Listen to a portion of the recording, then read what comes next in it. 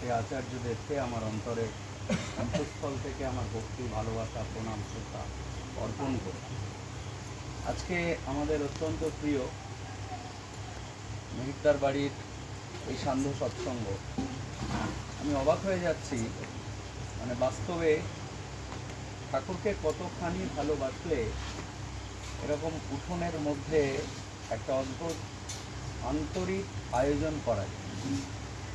আমরা যে সৎসঙ্গটা থেকে এলাম, এর আগে আর একটা সৎসঙ্গ শিডিউল ছিল, সেখানে অনেক জৌলুস ছিল, শব্দযন্ত্র ছিল, সহায়তা ছিল, কিন্তু আন্তরিকতার একটা যেন অভাব দেখা যাচ্ছে। ঠাকুর জীবিতকালে যখন সৎসঙ্গ করতেন, এই সৎসঙ্গগুলো আমরা বইতে যা পড়েছি, আমাদের প্রবীণ কর্মীদের মুখে বিভিন্ন ঠাকুরের লীলার কথা শুনেছি, তার একটা বাস্তব প্রতিফলন যেন আজকে দেখতে পাচ্ছি। আর ঠাকুর একাধিকবার বলেছেন যে যেখানে আমার ভক্তরা আমার গুণকীর্তন করে, আমি স্বয়ং সেখানে উপস্থিত থাকি। সুতরাং আমাদের বোধে, আমাদের চিন্তায়, আমাদের বিকাশে, আমাদের আচরণে যেন এটা মূর্ত হয় যে ঠাকুর এখানে আছেন। তাকে প্রশ্ন করা হয়েছিল, কে প্রশ্ন করেছিলেন? সিভি রমনের নাম সবাই শুনেছেন। ভারতবর্ষের ভারতীয় নাগরিক হিসাবে একমাত্র নোবেল পুরস্কার প্রাপ্ত বিজ্ঞানী। রমন এফেক্টস এটা আবিষ্কারের জন্যে যিনি নোবেল পুরস্কার পেয়েছিলেন, তার সেই গবেষণাপত্রের প্রথম পাতায় যে কৃতজ্ঞতা বলে চ্যাপ্টারটা থাকে, সেখানে সহায়ক রূপে প্রথম নামটা শ্রী শ্রী ঠাকুর অনুকূলচন্দ্রের একনিষ্ঠ ভক্ত শ্রী কৃষ্ণ প্রসন্ন ভট্টাচার্য। ইংরেজি ভার্সান দেখে নিতে পারেন, এখানে লেখা আছে কৃষ্ণচন্দ্র ভট্টাচার্য, ফিজিক্স, কেষ্টদা বলা হতো। কেষ্টদা বিজ্ঞানের সাধনা ছেড়ে ঠাকুরের সাধনাকে আপন করেছিলেন, কারণ ঠাকুরের সঙ্গে পদ্মা পারে বিজ্ঞান বিষয়ে আলোচনা করতে করতে তিনি নিজের স্মৃতিকথায় লিখছেন, পৃথিবীর তাবড় তবড় বিজ্ঞানীদের দেখেছি, আর ঠাকুর যে বিজ্ঞানের কথা বলছেন এটা আগামী 100 বছর পরে মানুষ ভাববে। আমি ভবিষ্যতের সেই বিজ্ঞানীর সঙ্গে বাকি জীবনটুকু কাটিয়ে দিতে চাই। আমার জীবনে বিজ্ঞানের চর্চা তালেই পূর্ণতা পাবে। কেষ্টদা ঠাকুরকে বলছেন, ঠাকুর, আমরা যখন অসহায় হয়ে, দুঃখে কাতর হয়ে, হতাশ হয়ে তোমাকে ডাকি, তুমি শুনতে পাও? ঠাকুর বলছেন, পাই তো। বলছেন, তুমি আসো? বলছেন, আসি তো। তোর ঠিক পেছনে দাঁড়াই থাকি, যখনই আমায় ডাকিস আমি ঠিক পেছনে দাঁড়িয়ে থাকি। বলছেন, কই, আমরা তো তোমাকে দেখতে পাই না। বলছে, তোমরা তোমাকে দেখতে চাও না, তোমরা দেখতে চাও না, তাও পাও না। আমি তো পরিষ্কার দেখতে পাই, এখন যেমন তোমারে দেখছি ঠিক তেমন দেখতে পাই। ঠাকুর বলছেন, এমন যুগ আসবে, অন্যায়কারী, দুষ্কৃতকারী সে যদি পাথরের পেছনে গিয়ে লুকায়, পাথর বলে দেবে যে অন্যায়কারী লোকটা এখানে আছে, তাকে শনাক্ত করো। অতএব আমাদের সৎ হতেই হবে, আর সতের অনুসারী যে চলন, সেটাই সৎসঙ্গ। এখানে মিরাকেল কিছু নেই, এখানে অবাস্তব অলৌকিক কিছু নেই। ঠাকুরকে গিয়ে একজন ভক্ত প্রণাম করছেন, ঠাকুর হাত জোর করে তাকে প্রতি প্রণাম ফিরিয়ে দিতেন বরাবর, আচার্য যেমন করেন। দেওঘর গিয়েছেন তো সবাই? দেওঘরে গিয়ে আচার্যদেবকে প্রণাম করলে দেখবেন তিনি পাল্টা একটা প্রণাম করেন। জয়গুরু দিলে মৃদু ভাষাতে, মৃদু উচ্চারণে হলেও জয়গুরু বলে। এইটা হচ্ছে সৌজন্য, এটা হচ্ছে ঈশ্বরের কাছে প্রার্থনা। ঠাকুরকে প্রশ্ন করা হয়েছিল, আপনাকে প্রণাম করলে আপনি প্রণাম করেন কেন? প্রণাম তো আপনার প্রাপ্য, আপনি আমার ঈশ্বর, আমাদের ভগবান, আপনি পাল্টা প্রণাম করেন কেন? ঠাকুর বলেছিলেন, আমি এই প্রণামটা ওই মানুষটাকে করি, আমি বিশ্বপিতা পরম পিতাকে করি, তার মঙ্গলে প্রার্থনা। এই প্রার্থনার শিক্ষাটা আমাদের নিতে হবে। আমরা যখন কাউকে প্রণাম করব, তিনি আমাকে প্রতি প্রণাম ফিরিয়ে দেবেন, এটাই রীতি, এটাই মূল নিয়ম। এটা পরম পিতা করে দেখালেন, আমরা শিখেছি কি? তো আমরা এটা শিখিনি তো। তাহলে প্রথম স্টেপ থেকে তাকে অস্বীকার করার একটা প্রবণতা আমাদের মধ্যে আছে। আমরা ভেবেছিলাম দীক্ষা নেব আর আমার জীবনের সব সমস্যার সমাধান হয়ে যাবে, হয় নাকি? তাই আপনার ছেলেকে স্কুলে ভর্তি করলেন আর সে জজ ব্যারিস্টার হয়ে বেরিয়ে যাবে, ভাবলেন কি? একটা চ্যাপ্টার পড়লো না, লেসন করলো না, একটা অঙ্ক জানলো না, একটা ইংরেজি গ্রামার শিখলো না, সে কী করে ভালো রেজাল্ট করবে? বাস্তবে দীক্ষাটা কোনো কিচ্ছু না। দীক্ষা নিলেন আর আপনার জীবন উদ্বর্ধনে ভরে যাবে। কাল থেকে ছেলে কথা শুনবে, বউ আপনার অনুগত হবে, বাড়ির গরুটার দুধ আরও বাড়বে, জমিতে ফসল তত্তরিয়ে হবে, হবে না। এগুলো অবাস্তব কথা। পৃথিবীতে এমন কোনো কাজ নেই যার পেছনে কারণ নেই। কারণটা থাকতে হবে, তবে কার্য হবে। যদি মেঘ হয় তবে বৃষ্টি হবে, শুধু শুধু বৃষ্টি আসবে। বিষয়টাই, তাঁর দয়া পেতে হলে তিনি যা বললেন তাই করতে হবে। তিনি কি বললেন? তিনি বললেন যজন যাজন ইষ্টভৃতি স্বস্তায়নী সদাচার। ভাবুন, যে বাপিতা বলছিল না, একদম মিডল পয়েন্টে রাখলেন ইষ্টভৃতি। কি ওটা? প্রাণীদেহে যেমন নিউক্লিয়াস থাকে না, মিডল টার্ম একদম, ওইটা যেদিকে ঝুঁকবে সেদিকটা তত উদ্বর্ধিত হবে। আর ওইটা যখনই শুকাতে শুরু করবে, ওটার প্রতি আমার নিষ্ঠা কমতে থাকবে, তখনই আমার জীবনটা সমস্যায় জর্জরিত হবে। শ্রী শ্রী ঠাকুর অনুকূলচন্দ্র মানুষকে বাঁচাতে এসেছিলেন, আর সেই বেঁচে থাকার কতগুলো বিধান দিলেন। বিধানটা কি? প্রথমত তাকে জানতে হবে তিনি কি চাইছেন, সেটা বুঝতে হবে আমাদের। যে মানুষটার জীবনের একমাত্র পুঁজি, একমাত্র মূলধন ছিল ভালোবাসা, কোনো অস্ত্রশস্ত্র নিয়ে আসেননি। পূর্ববর্তী অবতার যারা এসছেন প্রত্যেকের একটা বিশেষ অস্ত্র ছিল, আর এক একজন বিশেষ অসুর বা রাক্ষসকে তারা নিধন করে পৃথিবীর বুকে সত্যকে প্রতিষ্ঠা করেছেন, ধর্মকে প্রতিষ্ঠা করেছেন। খেয়াল করুন, রামচন্দ্র রাবণকে হত্যা করেছেন, শ্রীকৃষ্ণ কংসকে হত্যা করেছেন, এর পূর্ববর্তী অবতার প্রত্যেকে। কিন্তু এই ধারায় প্রথম পরিবর্তন এলো চৈতন্য মহাপ্রভুর সময় থেকে। ভালোবাসা দিয়ে মানুষের হৃদয়কে কিনতে চাইলেন, প্রেমের জোয়ারে ভাসালেন আমাদের। শ্রী রামকৃষ্ণ দেখালেন মানুষ কতটা সহজ হতে পারে, সরল হতে পারে। আর ঠাকুর অনুকূলচন্দ্র সেই সরলতা আর প্রেম দুটোকে মিশেল করে দিয়ে আচার্য পরম্পরা রেখে গেলেন। আচার্যদেবকে, আচার্যদেব হচ্ছেন আচরণের মাধ্যমে তিনি ঠাকুরকে বুঝেছেন। যেমন আপনার বাড়িতে আপনার ছেলে মেয়ের জন্য আপনি অনেক বই কিনে আনতে পারেন, কিন্তু সেই বইগুলোর যে সমস্যা, এগুলোকে সমাধান করবে কে, শেখাবে কে? আমরা তখন পাড়ার শিক্ষিত কোনো ছেলেকে টিউটর হিসেবে নিযুক্ত করি, যে বাবা তুমি সন্ধ্যেবেলা গিয়ে আমার মেয়েটাকে অঙ্কগুলো একটু দেখিয়ে দিও। বইতে তো অঙ্ক ছিল, অঙ্ক সমাধানের উপায়ও ছিল, সেটা দেখেও মেয়ে পারছে না কেন, ছেলে পারছে না কেন? এটা হাতে কলমে করিয়ে দেওয়ার যে উপায়, তার জন্য একজন ট্রেনার দরকার, একজন টিউটর দরকার। এখন তো ইউটিউবে সব আছে, আছে না? ইউটিউবের মধ্যে সব আছে, তো ইউটিউব খুলে খুলেও তো দেখা যায়, হয় না তো? তবুও একজন ভিশন লাগে, একটা ভিশন লাগে, সামনে একটা লোক লাগে, যিনি হাতে হাতে ধরে ধরে করে দেখিয়ে দেবে। আচার্যদেব হচ্ছেন সেই লোকটা, তিনি আমার চলনের ত্রুটিগুলো বা আমার কিভাবে চলা উচিত এটা দেখিয়ে দেবে। শ্রী শ্রী ঠাকুর একদম শৈশবে স্কুলে যাচ্ছেন, যেতে যেতে দেখলেন ধারে একটা গর্তের মধ্যে এক মুসলমান ফকির পড়ে আছে। তিনি আল্লাহ আল্লাহ বলে তাকে স্মরণ করছেন, আল্লাহ বাঁচাও, আল্লাহ বাঁচাও। ঠাকুর গিয়ে তাকে উদ্ধার করলেন। উদ্ধার করার পর তাকে সুস্থ করছেন, একটা সময় চলে গেল, সেদিন আর স্কুল যাওয়া হলো না। তিনি যখন ধাতস্থ হলেন, জ্ঞান ফিরে পেলেন, ঠাকুরকে জড়িয়ে ধরে বলছেন তুমি আমার আল্লাহ। বলছেন তুমি আমার আল্লাহ। বলছেন তার বাজে কথা, এসব কথা বলতে নেই। বলছেন না, আমি তো আল্লাহকে ডেকেছিলাম, তুমি শুনলে কি করে? ঠাকুরের পরম ভক্ত ছিলেন কিশোরী মোহন। তিনি দেবাদিদেব মহাদেবের উপাসক ছিলেন। তার জীবনের একমাত্র লক্ষ্য, তার জীবনের একমাত্র চাওয়া মহাদেব তাকে দেখা দিন। তিনি একদিন শ্মশানে চলে গেলেন, সেখানে গিয়ে রাতে বলছেন আজকে যদি তুমি না আসো আমি আমার এই জীবন ত্যাগ করবো। তুমি ভক্তের ডাকে সাড়া দিচ্ছ না, তুমি কেমন ভগবান?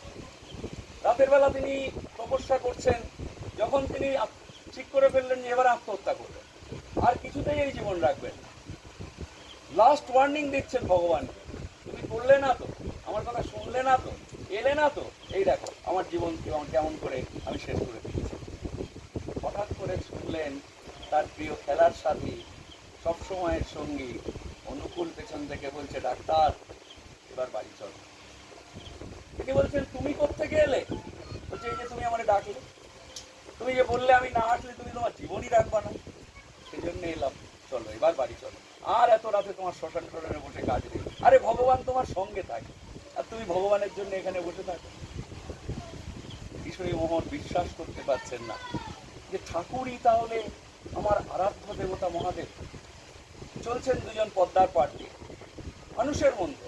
প্রতি মুহূর্তে ঈশ্বরকে পরীক্ষা করি, দেখি ঠাকুর ছেলের চাকরিটা হয় কিনা, দেখি ঠাকুর মেয়ের বিয়ের সম্বন্ধটা এবার পাকা হয় কিনা, ও ঠাকুর এবার দেখাও তো আমার ধানের জমিতে ফসলে ভরিয়ে দাও তো দেখি।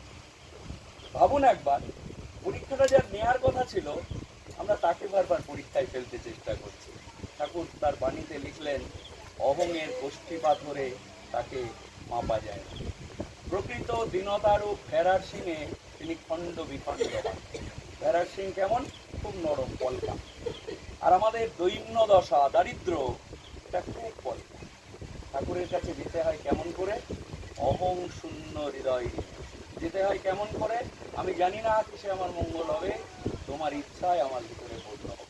প্রণামের সময় বলি তো, বাস্তবে মানতে পারি তো। প্রণাম করে উঠেই শুনলাম একটা দুঃসংবাদ, সত্যস্ত ঠাকুর, এই তোমার পুজো করি, এই ইষ্টবিধি করে ফল হলো আমার এইটা। সমস্ত অবস্থার ভিতরেই তার মঙ্গল ইচ্ছা ভাবতে থাকে।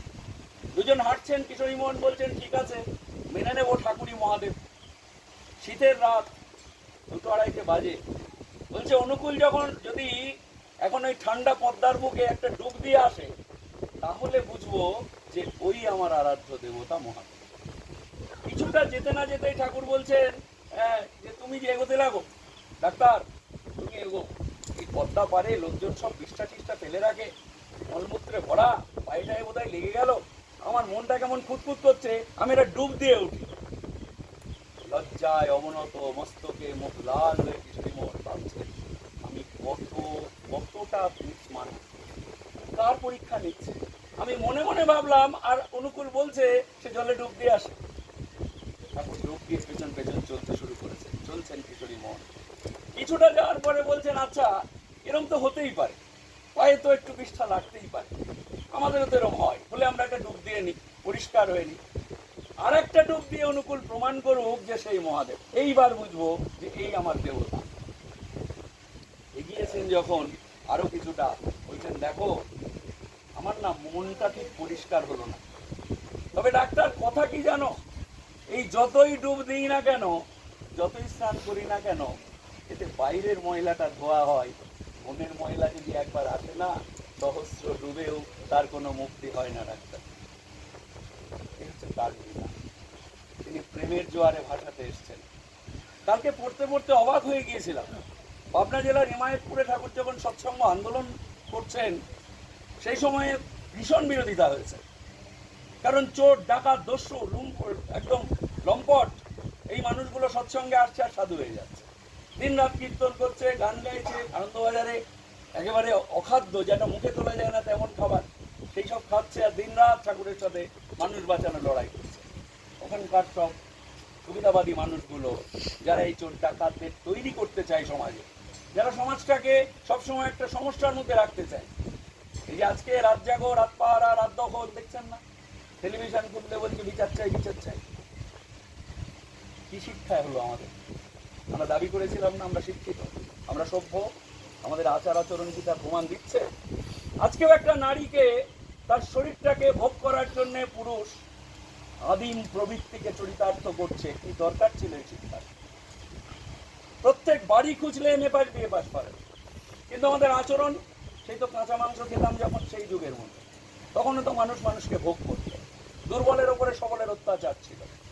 আজকে এতগুলো বছর পেরোনোর পরেও আমার শিক্ষা, আমার সভ্যতা, আমার সংস্কৃতি, আমার বিজ্ঞান কেন সমাজের অর্ধেক অংশের নিরাপত্তাকে নিশ্চিত করতে পারলো না? কারণ জীবনের জন্য একজন শিক্ষক দরকার ছিল, জীবনটাকে গড়ে তোলার জন্য একজন টিচার দরকার ছিল। মানুষ গড়ে তোলার যে প্রতিষ্ঠান ঠাকুর গড়লেন, সৎসঙ্গ কোনো ধর্মীয় সংগঠন নয়। সৎসঙ্গের একটাই কাজ, সেটা হচ্ছে হাউ কমপ্লিট ম্যান তৈরি হবে, একজন সম্পূর্ণ মানুষ, যে মানুষটা মানুষের বিপদে দাঁড়াবে, দুর্বলকে রক্ষা করবে, সবলের পাশে প্রতিস্পর্ধী ভূমিকা নেবে। ঠাকুর এমন সৎসঙ্গী চেয়েছেন। আক্ষেপ করে বলেছিলেন, মায়ের পেট থেকে জন্মে অনেক ভক্ত দেখে, অনেক ভগবান দেখেছি, অনেক ভগবানের কথাও শুনেছি, কিন্তু একজন ভক্ত দেখলাম না যে নিষ্ঠার সঙ্গে, আন্তরিকতার সঙ্গে, আনুগত্যের সঙ্গে তার প্রভুকে বহন করে নিয়ে যাবে। এই হচ্ছে তার লীলা। আর ওই যে আচার্যদেবের কথা বলি আমরা কথায় কথায়, ঠাকুর অনুকূলচন্দ্র করেননি এরকম কিছু কাজ নেই। সেই যুগে দাঁড়িয়ে বিশ্ব বিজ্ঞান কেন্দ্র তৈরি করছেন কোথায়? একদম অজপাড়াগা হিমায়তপুর গ্রাম। মায়েদের শিক্ষার জন্যে পণ্ডিত পঞ্চানন সরকার, সেই সময় ডাবল MA বাংলা আর ইংরেজিতে, তাকে নিযুক্ত করছেন মায়েদের শিক্ষার জন্যে। কারণ তিনি বারবার বলেছেন যে মায়ের শিক্ষা সম্পূর্ণ না হলে সন্তান কখনো পরিপূর্ণ হয় না। সেদিন রামকৃষ্ণ মিশনের এক মহারাজের একটা বক্তৃতা শুনছিলাম। তিনি বলছেন, দেখুন এখন দেখবেন ভারতবর্ষে মহাপুরুষের সংখ্যা কমে গেছে, গেছে তো। এখনো মহাপুরুষ বললে সেই রবীন্দ্রনাথ, সেই সুভাষ বসু, সেই বিদ্যাসাগর, সেই রামমোহন। ভাবুন তো, গত 10 বছরে APJ আব্দুল কালামের বাইরে একজন মানুষের কথা বলুন যার একটা নামে সারা পৃথিবী চেনে? একজনও নেই। সংখ্যাটা কমতে কমতে শূন্যে এসছে। বলছেন এর কারণ জানেন? বড় বড় প্লেন ল্যান্ড করতে গেলে এয়ারড্রমটা, এয়ারপোর্টটা সেটা বেশ বড় করা দরকার। সুসন্তান জন্ম দিতে গেলে মাতৃ হৃদয়কে বড় করা দরকার। মায়ের হৃদয় যদি সংকুচিত হয়, আমি আর তুমি আর আমাদের সন্তান, এই আমাদের পৃথিবী। একটা গান ছিল না? আমরা ছোট করতে করতে ভাঙতে ভাঙতে ওইটুকু নিয়েছি। এত বড় বাড়িটা, এত খোলা উঠোন, সেগুলোকে বিসর্জন দিয়ে এক চিলতে যেখানে কোনো রকমে মাথা গুঁজে থাকা যায় 3টে মানুষ, সেরকম একটা ফ্ল্যাট বাড়ি নির্বাচন করছি যেখানে বাতাসটাও ঠিক ঢোকে না। আসলে মনটা ছোট হয়ে গেছে, তাই ছোট জায়গার মধ্যে নিজেকে আটকাচ্ছে। সমাজটাও ছোট হয়ে যাচ্ছে। করোনা পিরিয়ড থেকে দেখলেন না, পাশের ঘরে মরে পড়ে আছে, অথচ তার পাশের ঘরের লোকটা দরজা খুললো না। পচা গন্ধ পেয়ে দূর থেকে লোকেরা পুলিশকে খবর দিল ডেড বডি নেওয়ার জন্য। এই জন্য সমাজ গড়েছিলাম আমরা, এই জন্য বেঁচে আছি নাকি? শ্রী ঠাকুর অনুকূলচন্দ্র চাইলেন সৎসঙ্গ মানুষের পাশে দাঁড়ান। আমাদের মাথার উপরে যে স্থির চাঁদোয়াটা তিনি দিলেন, এর একটাই উদ্দেশ্য, সেটা হচ্ছে ইষ্টভৃতি করা। ইষ্টভৃতি মানে ইষ্টের ভরণ। ইষ্ট মানে প্রভু নন, ইষ্ট মানে মঙ্গল। আর এই ইষ্টভৃতির অর্ঘ কোথায় যায়? ফিলন্থ্রপিস। যে হ্যান্ডসেট গুলো আছে না, ওখানে গুগল বলে একটা আমাদের অ্যাপস আছে, সেখানে গিয়ে ফিলন্থ্রপির বাংলাটা শুনতে চান, বলবে বিশ্ব কল্যাণ যোগ্য। শ্রী ঠাকুর আমাদের দিয়ে এই পৃথিবীর কল্যাণ করাচ্ছেন। কোথায়? আজকে ডুবে যাওয়া ত্রিপুরায় 100 কোটি টাকা আর্থিক সাহায্য দিয়েছে সৎসঙ্গের আচার্যদেব। সৎসঙ্গ প্রচার করেন কে করলো? ত্রিপুরার মুখ্যমন্ত্রী তার টুইটার হ্যান্ডেলে লিখলেন। বন্যাপ্লাবিত বাংলাদেশে সৎসঙ্গ বাংলাদেশের মাধ্যমে আর্থিক সাহায্য চলছে, মানবিক সাহায্য চলছে। ভেঙে যাওয়া আসাম, ভেঙে যাওয়া নেপাল, এই জায়গাগুলোতে আমরা আর্থিক সাহায্য, মানবিক সাহায্য নিয়ে পৌঁছাচ্ছি, না সৎসঙ্গ প্রচার করেন। প্রধানমন্ত্রীর টুইটার হ্যান্ডেল পড়ে আমরা দেখলাম যে ওই যে গাইসাল ট্রেন দুর্ঘটনা, এই যে মাঝখানে দেখলাম 3টে ট্রেন মুখোমুখি হয়ে একেবারে তুবড়ে গিয়েছে, শয়ে শয়ে মানুষ মারা গেল। সেখানে তিনি লিখছেন যে সৎসঙ্গের আচার্যদেব 100 কোটি টাকা আর্থিক সাহায্য করেছেন। শ্রী ঠাকুরকে জিজ্ঞাসা করা হয়েছিল, ঠাকুর সৎসঙ্গ তো এত মানুষের কাজ করে, এগুলো প্রচার করা হয় না কেন? ঠাকুর আক্ষেপ করে বলেছিলেন, আমি সেই বোকা বাবা, একদম ইংরেজি শব্দ বলে বলেছিলেন পুলিশ ফাদার, যে তার সন্তানদের জীবনের নিশ্চয়তা এখনো স্থির করতে পারিনি। ছেলে মেয়ের জন্য করলি, বাপ বুক বাজায় বলে বেড়ায় নাকি? যাদের জন্য করছি এটা তো আমার সন্তান, কথা আমি বলবো। 1962 সাল আনন্দবাজার পত্রিকার সম্পাদক দেওঘরে ভ্রমণে গিয়েছেন, সঙ্গীকে পশ্চিমবঙ্গ সরকারের তখনকার অর্থমন্ত্রী শঙ্কর দাস বন্দ্যোপাধ্যায়। তিনি ঠাকুরের সান্নিধ্যে গেছেন, বহু দেশের জ্ঞানী গুণী মানুষ এসছেন।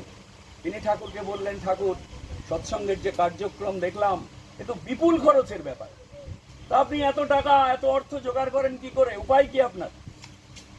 ঠাকুর বললেন, আমার ব্যয় ভালোবাসা, আমি ভালোবাসা ব্যয় করি, প্রেম ব্যয় করি, মানুষকে ভালোবাসা দিই শুধু, এটাই আমার একমাত্র ব্যয়। বলছেন আপনার আয়? বলছেন আমার আয় উপার্জন মানুষ। ভালোবাসা দিয়ে যিনি মানুষকে কিনতে চাইলেন তিনি আমার গুরু। যদি তাকে ভালোবাসি, আমরা নিশ্চিতভাবেই রুষ্ট হব না, ক্রুদ্ধ হব না। মানুষের অভিযোগ, মানুষের এক একটা নিন্দা, তাতে আমার চলন চলে যাবে না। আমি যেন ভালোবেসে তাকে আমার হৃদয়ে জায়গা দিতে পারি, তাহলে তাকে ভালোবাসা হয়। সৎসঙ্গের আন্দোলনটা গড়ে উঠেছিল শৃঙ্খলার উপর। কারণ শৃঙ্খলাবিহীন কোনো কাজ সফল হয় না। আপনি আজকে রাত 2টোর সময় ভাত খেলেন, কালকে সন্ধ্যে 7টায় খেয়ে নিলেন, পরশু আবার 9টায়, আপনার পেট খারাপ হবে। পৃথিবীর কোনো ডাক্তার নেই আপনাকে সুস্থ রাখতে পারবে, কোনো ওষুধও নেই। ডাক্তারের কাছে যাবেন, তিনি প্রেসক্রিপশন করবেন এবং এটাও বলে দেবেন আপনাকে কিন্তু নিয়ম মেনে চলতে হবে। সুতরাং শৃঙ্খলার বাইরে কোনো কিছু নেই। আমাদের ভাবালুতা, আমাদের ইচ্ছা, মাঝে মাঝে হয় না অষ্টম প্রহর কীর্তন হবে। কীর্তনের আসরে কে থাকেন? রাত্রি 12টার সময় 1200 টাকা 1400 টাকা দিয়ে ভাড়া করা কীর্তন দল আর ভগবানের মূর্তি, বাকি সবাই ঘুমাচ্ছে। এমনকি যারা সেই কীর্তনের আয়োজক বাড়িওয়ালা, তাদেরকে ডেকেও পাবেন না। ভগবানকে বাইরে আলগা উন্মুক্ত রেখে তারা নিশ্চিন্তে ঘুমিয়ে যাচ্ছে। কি লাভ এতে? আপনার মানসিক তৃপ্তি হয়, যিনি করছেন তার মঙ্গল হয়, আপনার হয়টা নিজের অর্থের বাহুল্য দেখানো ছাড়া। সুতরাং ভালো যা তা অল্পই ভালো, আমার কথা না, রবীন্দ্রনাথ ঠাকুরের কথা। কারণ তাহলে ভালোর গুরুত্ব উপলব্ধি করা যায়। 4টে দিন দুর্গা পুজো হয় না, 361 দিন আমরা অপেক্ষা করি ওই পুজো আসছে, ওই পুজো আসছে, ওটাই আনন্দ। আর ওই 4টে দিন ফুস করে বেরিয়ে যায়। তেমনি সারাদিনের মাত্র 1.5 ঘন্টা সৎসঙ্গ করার একটা রীতি আছে, বাকি 22.5 ঘন্টাটা আমাদের অন্য কাজে ব্যয় হোক, ঠাকুর তাই চাইছে। কিন্তু এই 1.5 ঘন্টাটা অখণ্ড হবে। এখানে দাঁড়িয়ে আমি সিরিয়ালে শাশুড়ি বৌমাকে টাইট দিতে পারলো কি না এই ভাবনাটা মাথা থেকে বের করে দেবো। আমি এখানে বসে ভাববো না যে আমার মেয়েটা টিউশন থেকে ফিরলো কিনা, কারণ আমি তার কথা ভাববো, তাকে ফেরানোর দায়িত্ব তার। যদি তাকে ঈশ্বর বলে মানি, তার জীবনে কোনো বিঘ্ন হবে না, সে নিশ্চিন্তে বাড়িতে ঢুকবে। আচার্যদেব বলছেন, আমার বড় ছেলে অবিন খুব ছোটবেলা একটা সিরিয়াস অপারেশন হচ্ছে, ডাক্তারবাবু বলেছেন আমাকে সই করিয়ে নিল। পরে শুনলাম ওটা বন্ড পেপার ছিল, মানে দুর্ঘটনা ঘটলে আমরা কোনো ক্লেম করতে পারবো না। আমি সই করে চলে এলাম।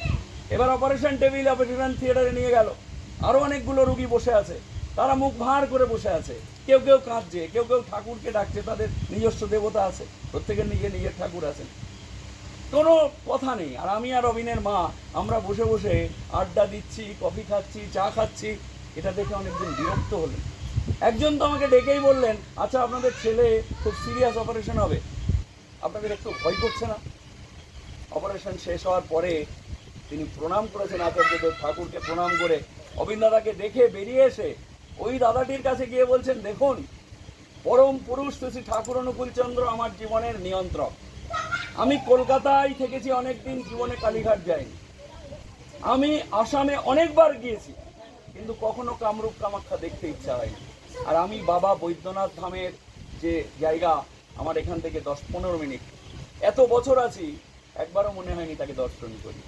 কারণ আমার ব্রহ্মা বিষ্ণু মহেশ্বর হচ্ছেন শ্রী শ্রী ঠাকুর। আমার জীবনে যাই ঘটুক আমি তার ইচ্ছাকেই প্রাধান্য দিই। এই জন্যে আচার্য তিনি বলছেন পরিষ্কার করে, একটি দাদা হাতে একটা লাল সুতো পরে গিয়েছেন, ওই যে আমরা বলি না বিপত্তারিণীর ধাগা, তাকে ডেকে বলছেন, কে পরিয়ে দিল? শাশুড়ি। হাসতে হাসতে বলছেন না এটা বিপত্তারিণীর ধাগা। তো বলছে, আচ্ছা আমার জীবনে না বিপদও নেই ত্রাণও নেই, বিপদ আসেই না, তার ত্রাণ হবে, কারণ আমি তো একদম পুষে আছি, ঠাকুর আছেন, তিনি আমাকে বাঁচাবেন। আর ওই দাদাটি যিনি বলেছিলেন যে আপনাদের ভয় করছে না, তাদের বলে এলেন, দেখুন আমরা বিশ্বাস করি ওই অপারেশন থিয়েটারের মধ্যে ডাক্তারবাবু থাকুন আর না থাকুন, ঠাকুর ছিলেন। আমার ছেলেকে যদি নেওয়ার হয়, আমি জানি নেওয়াটাই দরকার ছিল, আর যদি তার রাখতে ইচ্ছা হয় তিনিই রাখবেন, ডাক্তারের ক্ষমতা নেই। আলেকজান্ডারের নাম শুনেছেন তো? আলেকজান্ডার যখন মারা যাচ্ছেন, ডাক্তাররা বললেন আর বাঁচবেন না, মৃত্যুর আগে 3টে ইচ্ছা প্রকাশ করলেন। সম্রাট আলেকজান্ডার ভারতবর্ষ আক্রমণ করেছিলেন, সারা পৃথিবী তার দাপটে একেবারে থরহরি কম্প ছিল। তিনি মারা যাওয়ার আগে বললেন 3টে ইচ্ছা। 1, আমার মৃতদেহটা ডাক্তারেরা বহন করবে, কফিনটা ডাক্তারদের কাঁধে থাকবে।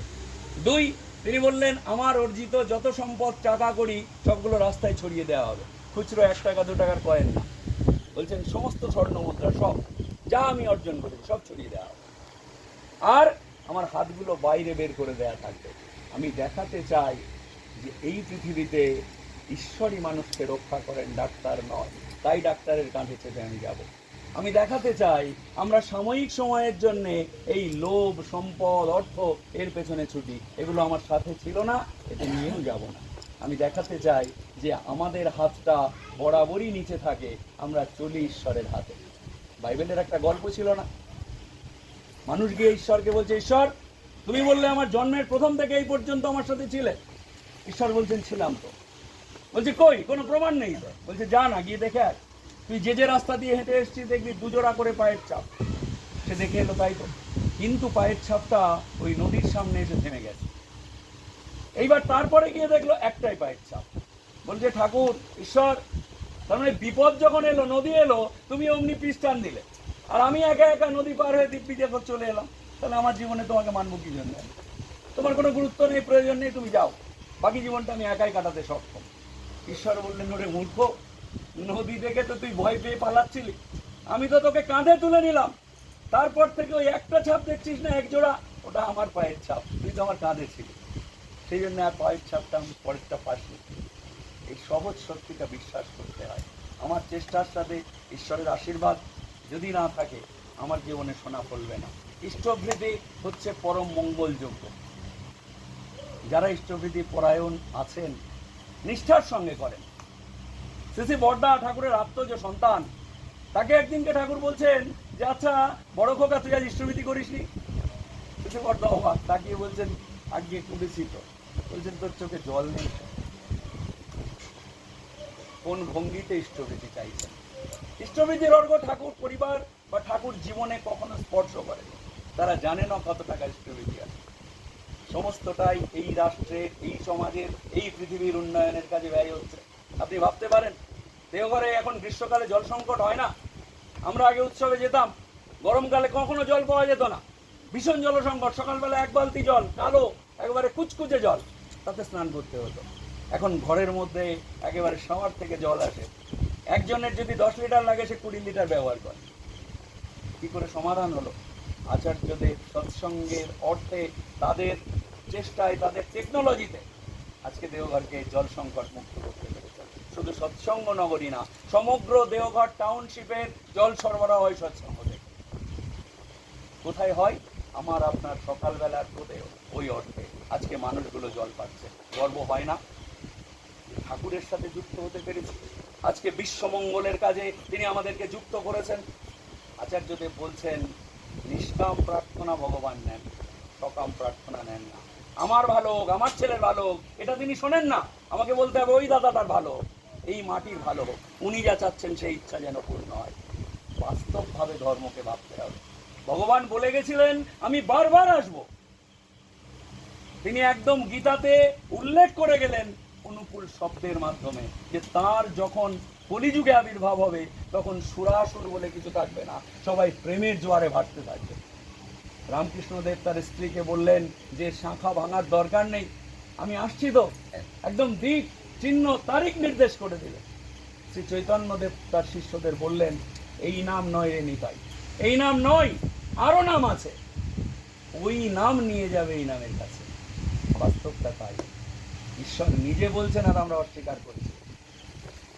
সময় পাল্টেছে, সবাই পুরুষোত্তমের পরিবর্তিত সংস্করণ শ্রী ঠাকুর অনুকূলচন্দ্রকে জীবনের সঙ্গে যদি অঙ্গীভূত করে না চলেন, এই যে আন্দোলনগুলো, বিক্ষোভগুলো সমাজে ছড়াচ্ছে না, এগুলো এক একটা সামান্য খণ্ডচিত্র। বলে না ট্রেলার তো, পিকচার আবি বাকি হ্যায়। এই সমস্যাগুলো পরিবারে ঢুকবে।